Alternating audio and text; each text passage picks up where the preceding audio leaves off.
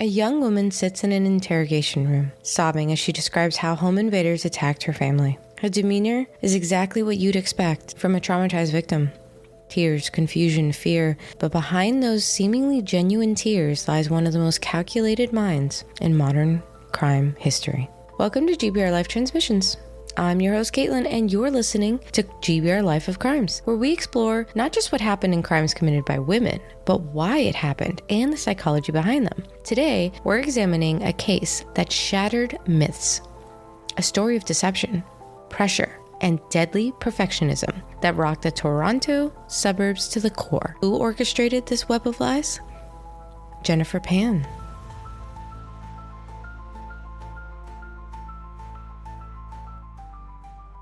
The year is 2010, and in a quiet neighborhood in Markham, Ontario, 3 intruders apparently break into the Pan family home. They harm Jennifer's parents, but they leave her unharmed. But this home invasion was about to unveil something far more sinister. A plot, years in the making, built on the foundation of lies so elaborate that even seasoned investigators were stunned. But before we dive into that November night, we need to understand who Jennifer Pan was, and more importantly, who she was pretending to be. Born in 1986, Jennifer's early life reads like a textbook case of what psychologists call performance-based identity formation. Her father, Hugh Han Pan, and her mother, Beach Ha Pan, had fled Vietnam by boat, eventually building a stable life in Canada. Like many immigrant parents who want the best for their children, they had a clear vision for their children: excellence, achievement, and success. Dr. Linda Zhou, a cultural psychologist who studied the case, explains that this dynamic created what she calls a pressure cooker of expectations. Young Jennifer's life was meticulously structured: piano lessons, figure skating, advanced academic programs. Former classmates remember her as quiet, diligent, and just the perfect daughter. But here's what gets fascinating from a psychological perspective. While Jennifer excelled in elementary school, something shifted in high school. Her grades began to slip, particularly in math, a subject her father viewed as crucial. Although I feel like that's most parents and math. But this is where we see the first emergence of what psychologists call maladaptive coping mechanisms. Instead of admitting her struggles, Jennifer began forging report cards. A former teacher recalls how she would volunteer to help in the office, giving her access to school letterheads and the ability to learn to replicate signatures. This wasn't just teenage rebellion. This was the beginning of what forensic psychologist Dr. Mark Thompson calls identity preservation through deception. The pressure to maintain the facade of perfection only intensified. When Jennifer didn't get the good grades needed for a university, she would create an elaborate fiction. But she went as far as literally saying she got into a university. She told her parents that she had been accepted to Ryerson University for pharmacology, her father's dream for her. In reality, she never attended a single class. This is where deception reaches a level that psychologists find particularly fascinating.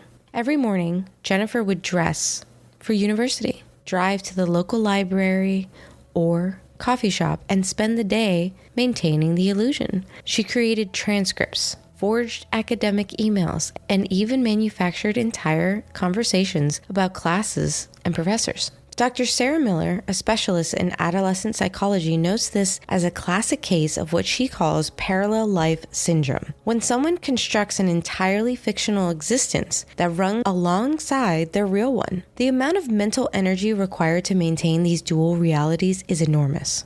It's like being the writer, director, and star of a play that never ends. But the deception didn't stop there. When her parents expected her to graduate, Jennifer orchestrated an elaborate fake graduation scenario, complete with a rented gown and manufactured photos. She even created a fictional job at a blood testing clinic, going so far as to buy scrubs and maintain a fake work schedule. But maintaining these elaborate lies wasn't Jennifer's only psychological burden. Enter Daniel Wong.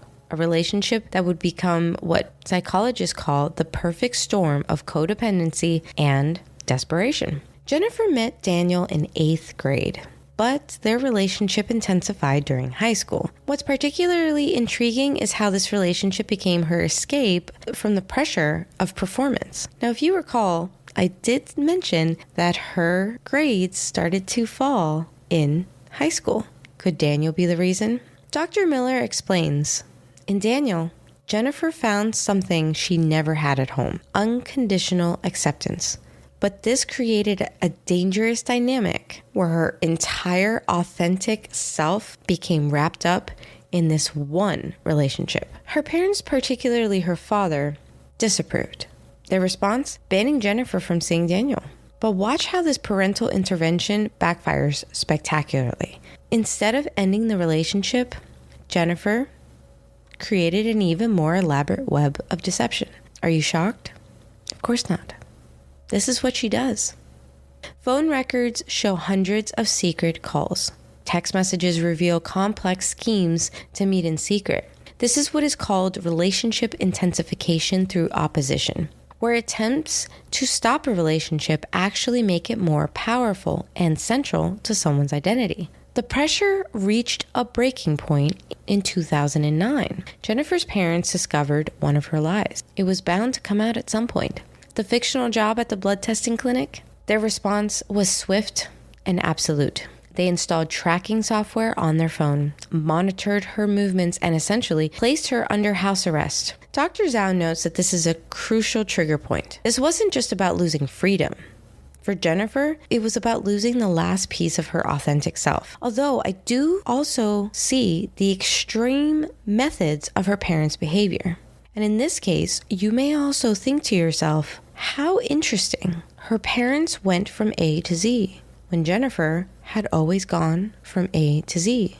Regardless, the next phase of Jennifer's story shows what I think most would come to expect in her situation. Escalation through desperation. Phone records reveal a chilling progression. In early 2010, Jennifer begins researching contract criminals. Her internet history shows searches for how to harm someone without getting caught, untraceable methods of harming others. This isn't just random rage. This is what experts call methodical elimination planning. The digital evidence trail becomes particularly fascinating here. Text messages between Jennifer and Daniel reveal the evolution of the murder plot. At first, it presents as jokes, then hypotheticals, then increasingly serious plans. Dr. Thompson explains that this is a normalization through gradual progression, where someone slowly acclimates themselves to the idea of violence. Jennifer eventually connects with a man named Lenford Crawford through Daniel's network. Police would later recover text messages showing detailed negotiations. 10 grand for a hit. But here's what's horrifying. Jennifer doesn't just want her parents gone. She wants to maintain her image as the perfect daughter, even after their passings. The plan includes making it look like a home invasion gone wrong, but with her as a surviving victim. November 8th, 2010. The plan is set in motion. Jennifer texts her address, sends updates about her parents' movements, and even leaves the side door unlocked. Security camera footage from nearby houses shows 3 men approaching the Pan residence at 9:45 p.m. Inside, Jennifer has positioned herself exactly where she planned to be found by the criminals.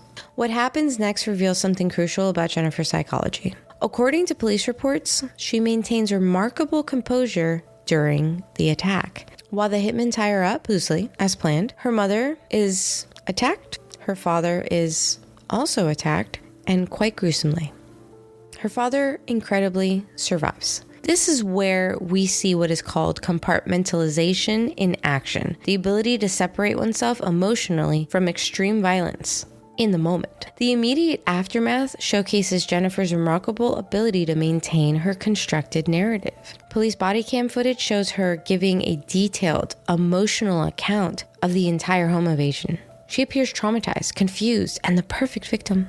Detective Bill Goetz, who conducted her initial interview, notes that her performance was almost too perfect. Real victims tend to be messy in their recollections. Jennifer's story was too clean, too rehearsed. But here's where Jennifer's carefully constructed world begins to crumble. Remember that facade of perfection she maintained for years? Those same skills that helped her forge report cards and fake an entire university career, they actually worked against her in the police investigation.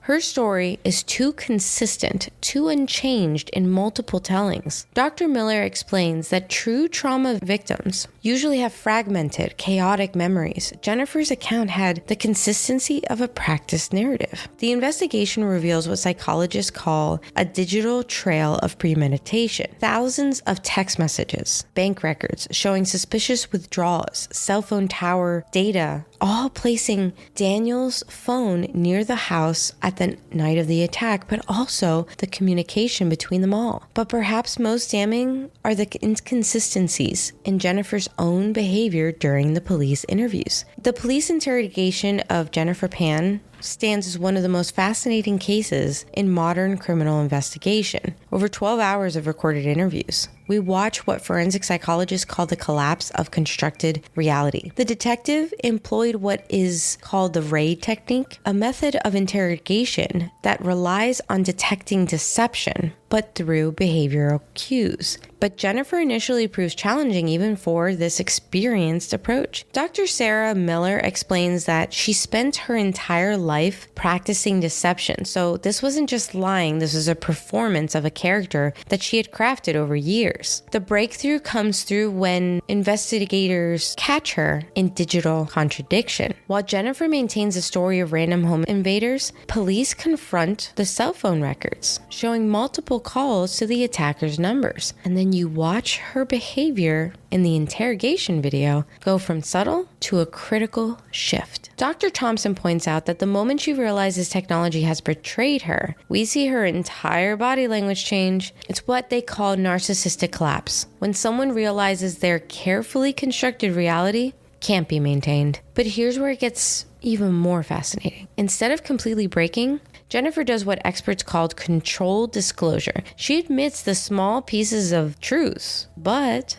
she maintains control of the narrative. First, she claims she hired the men just to scare her parents. Then that she only wanted them to hurt her parents, but nothing else. Police psychologist Dr. Rebecca Chen notes that each admission is carefully calculated to preserve some version of herself as the victim. The investigation reveals what prosecutors would later call a digital blueprint of premeditation. What was this premeditation? That would be 2,268 text messages between Jennifer and the attackers over 3 months, bank withdrawals matching exactly the amount agreed for the hit, detailed maps of her house sent to the attackers, and security camera footage showing her testing which doors could be left unlocked without her parents noticing. The trial begins in March of 2014, and it becomes what psychologists call a study in cognitive dissonance. Jennifer's defense team attempts to paint her as a victim of crushing parental expectations and psychological abuse, but the prosecution presents a different narrative, backed by what they call evidence of sustained calculation.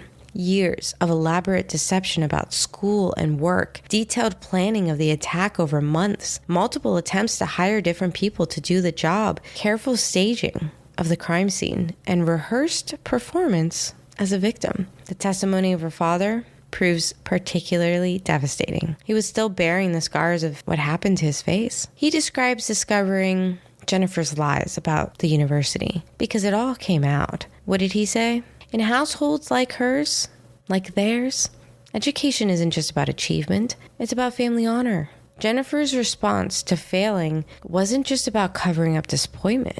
It was about preserving her entire identity within her culture. The prosecution presents Jennifer's text message in chronological order, showing what they call the evolution of intent. We see her progress from vague wishes about her parents passing away to specific plans about how to make it happen. It wasn't just a crime of passion or a sudden break. This was the logical conclusion of a mind trained to solve problems through deception. In December of 2014, after 10 months of trial, Jennifer Pan is found guilty of first-degree murder and attempted murder. She receives life in prison with no possibility of parole for 25 years. But as many like her do, Jennifer maintains her modified version of events even after conviction. This isn't just about denial. This is about identity preservation. Because if she said the whole truth, she's not just admitting her actions, but that her entire self is constructed. Today, Jennifer Pan remains in the Grand Valley Institution for Women. Her case has become an intersection of cultural pressure, perfectionism, and criminal psychology. It's not about a plot. It's about what happens when the pressure to be perfect creates an alternate reality so complete that harming others becomes preferable to facing the truth, as said by Dr. Zhou. Digital age adds another layer to this case. Text messages, emails, and phone records created what prosecutors call a diary of destruction. And in an era where everything leaves a digital footprint, Jennifer's case shows how technology can both enable deception, but ultimately expose it. This has been GBRLIFE of Crimes, part of GBRLIFE Transmissions. I'm Caitlin, reminding you that understanding the darkness helps us appreciate the light. Join us next time as we explore another case that challenges our understanding of the criminal mind.